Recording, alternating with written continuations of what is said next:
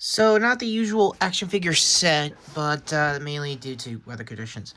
That being said, hey everybody, what's up? This is Retrokid Reviews doing a quick, well, not quick, but let's go a little long in the tooth for these last half of my holiday haul.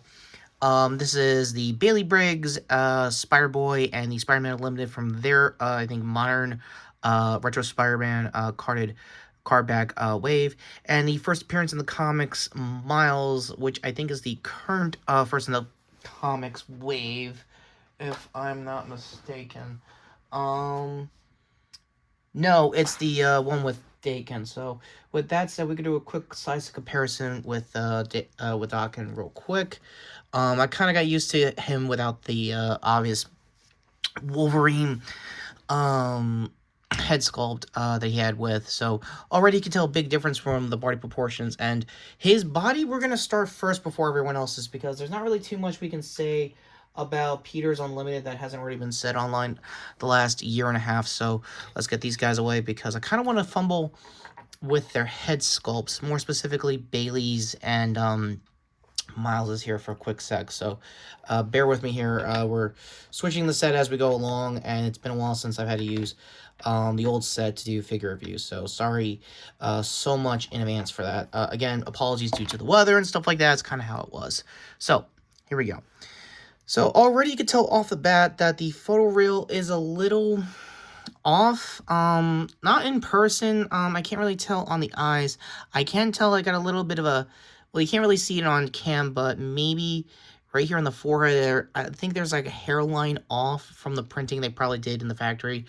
Outside of that, I think this body mold could be a Ultimate Comics Peter, because there's a little bit of choppiness, not really choppiness in the ab crunch. The ab crunch is actually pretty good, and I actually needed to re-warm up this figure by staying in my room instead of basement because, again, it is, I think, still 12 degrees or under here in New York, so I know that the snowstorm is getting a lot weirder and a lot worse in other states, so if there is already usual community links, I'll leave that down below.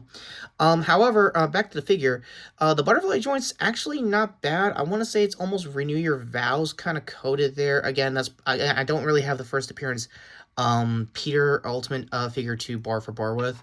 Another thing it probably is a carryover from that figure is the duck feet foot that has been basically plaguing most older bodies. He does have a boot swivel right here for the articulations as we're here. And the main reason Files got a little bit of flack last year was the drop down hip, which I don't think was a feature in Peter's version of the figure. I know the drop-down hip has become basically a telltale sign for, I want to say, maximum Spider figures. That will probably be a thing later down the road. I have yet to get a maximum Spider-Man. I have seen a few in the wild in my local comic shop, but I'm kind of waiting for the price to drop down just a little bit so I can pull the trigger on it, if anything. Outside of that, the double-jointed elbows are not bad, and I think hopefully with the warmer conditions.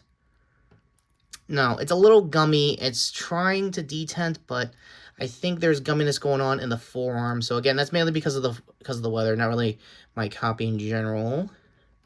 So we go here, hopefully. Oh, there, detents in. So another thing I wanted to say is that the hand options are pretty good, and if you've seen first appearance comics waves, they do have the grip hand for their first appearance of the comics. So here's the comic right here, and unlike, I want to say, Doggen, I think he grips it the best, at least when I was doing the photo shoot with it, because it held pretty well on my shots if you see my socials lately. So here he is, just reading the comic, just seeing what's up. I would love if they ever do a maximum Miles, that he gets the same kind of treatment he got with that Peter got with like a Spire Sense head. Obviously, I don't know where we are with the face. It's not neutral. It's definitely more show-offy as far as neutral heads goes for Miles. The only thing off about this costume, aside from it being the first appearance and where the head sculpts start coming in, well, good news number one, we do have a decent ball socket. There is a bit of a cut there, so hence why this might be an older body. So the head forward is going to be pretty good. The only thing that's off is the mask. Again, I haven't read the first issue from the Bendis run years of Miles. So let me know in the comments if the lenses are supposed to be that squinted. It's almost giving me vibes of them just basically resculpting, I want to say, a retro Spider-Man figure, because I do have, I think, retro carded, I want to say, Ben in the first years of him being Spider-Man in the 90s.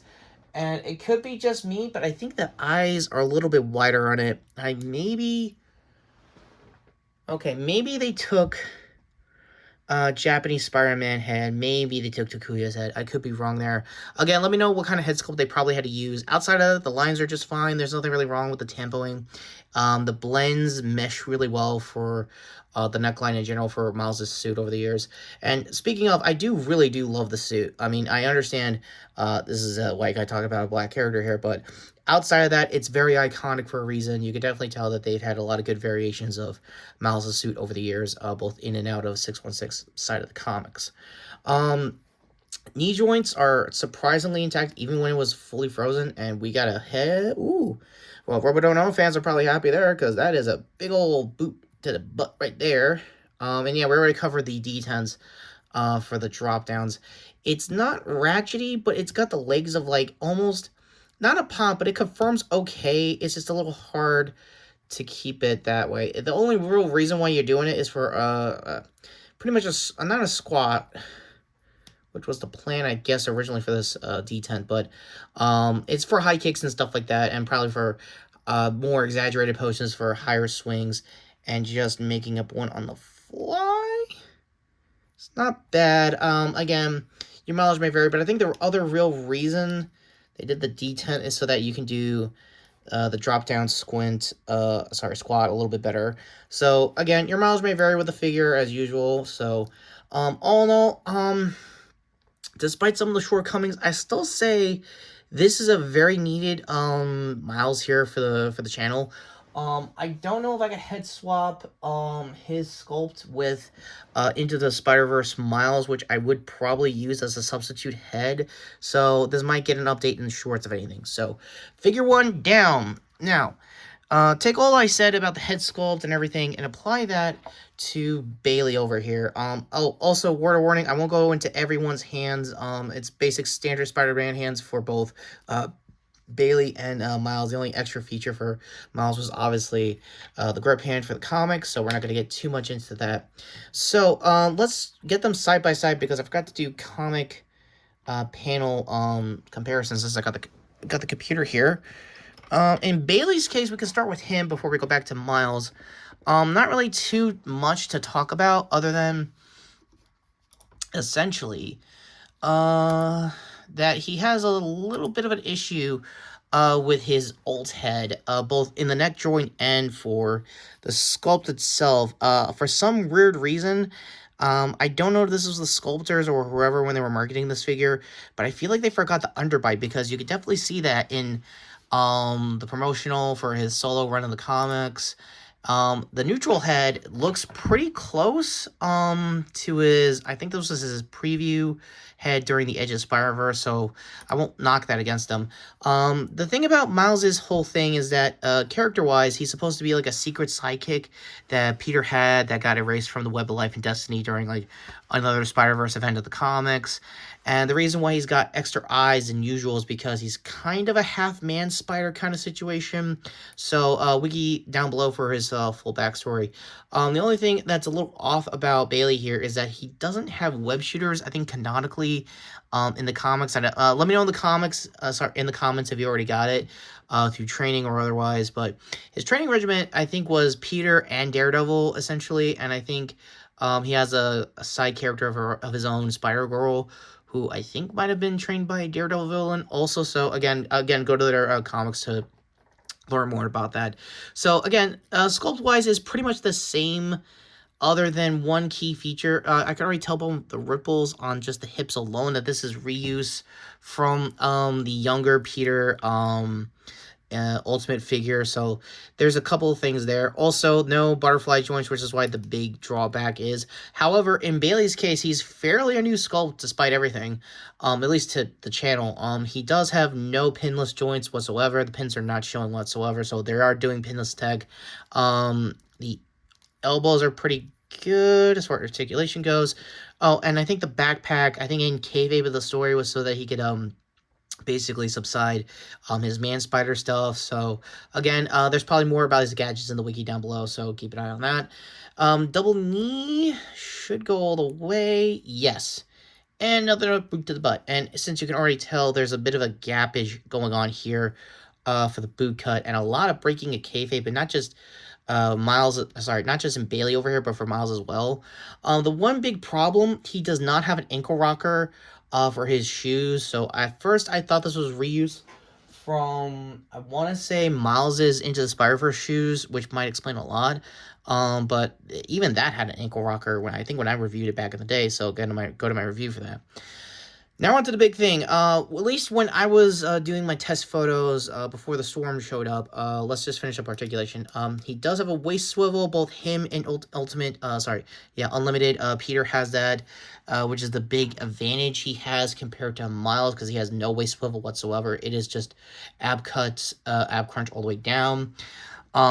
And yeah, aside from that, the big problem I had when doing the photo shoot here, and I think it might be still the same case here, is that when you go to his monster head, outside of the pop, the neck joint is another cutter, or it's going to look down pretty good. It's the same neck articulation as Miles, which you would think would be the good news, but I think my copy might be the loosest I think I've had for a joint like this. Trying to do it on cam to prove it, because already, yeah. So it's not all the way connected to the socket, but that's kind of the problem. I think this version of the socket is like the most loosely conjected, and I figured it was the weather or something, but it's, again, probably something that was out of the box. So if you've run across this problem, I guess look up the Marvel Legends wiki or any of the action figure content creators you guys follow that probably figured this out as far as a fix goes. And I'm going to do it off cam, sadly, once again, which is going to be hard because it already doesn't want to connect the socket. So, yep, take two. Maybe I could trick it and pressure it to do it on cam. Oh, there we go.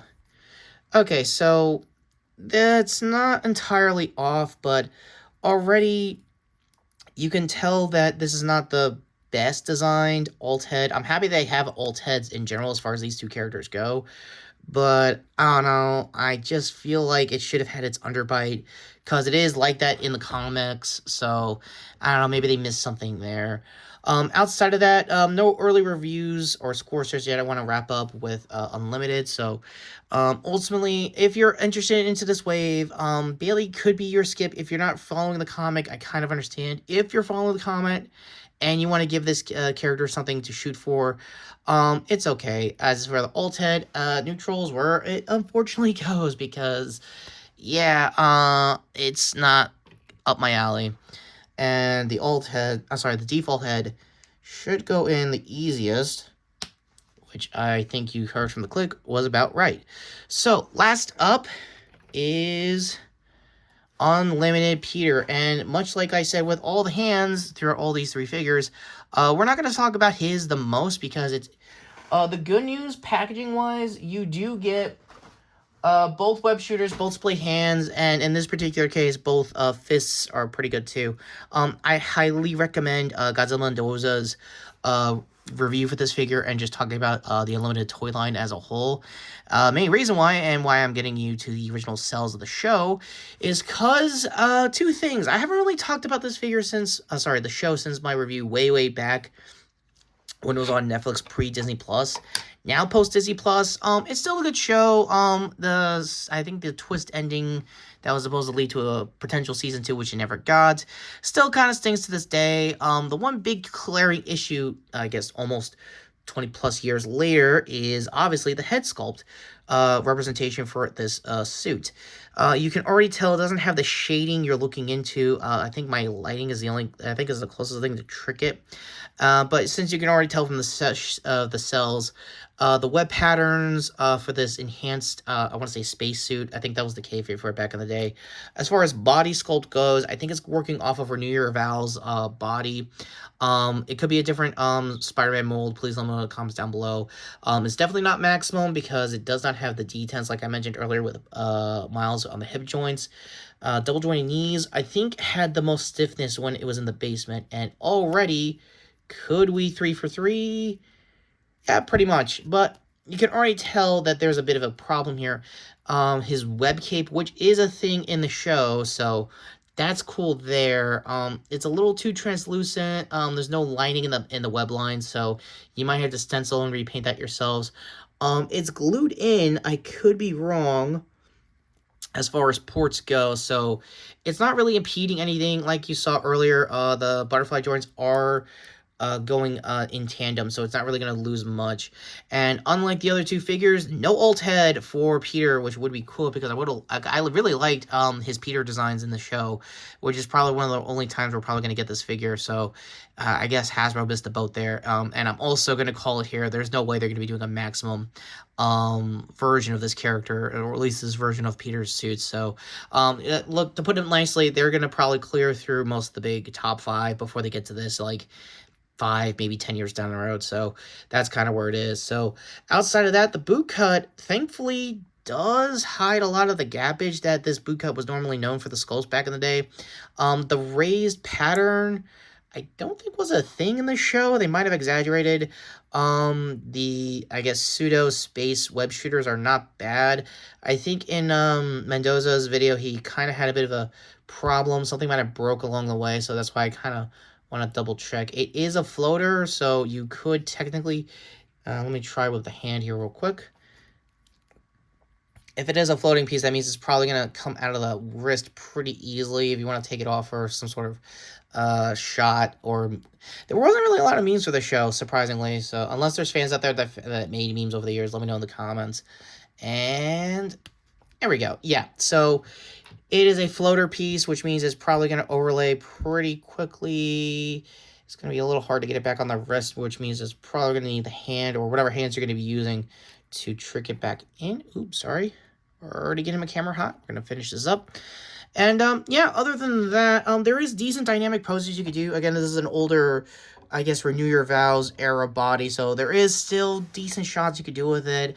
However, I do wish, and I kind of agree with everyone, that the shading for the mask here should have been a little more darker to go along with the cells. Ironically, the one time you needed cell shading for this figure, it would be, sorry for 90s characters, this would be the character to do it, ironically. So yeah, let's get everybody here as a full-blown size comparison just to close out the video. So with that being said, out of no particular order, I think I mentioned this in Austin Trench's Discord, so I'm going to mention it here. I think Bailey is second best, aside from the head sculpt problems you saw earlier with the socket. Unlimited Peter is going to be third best.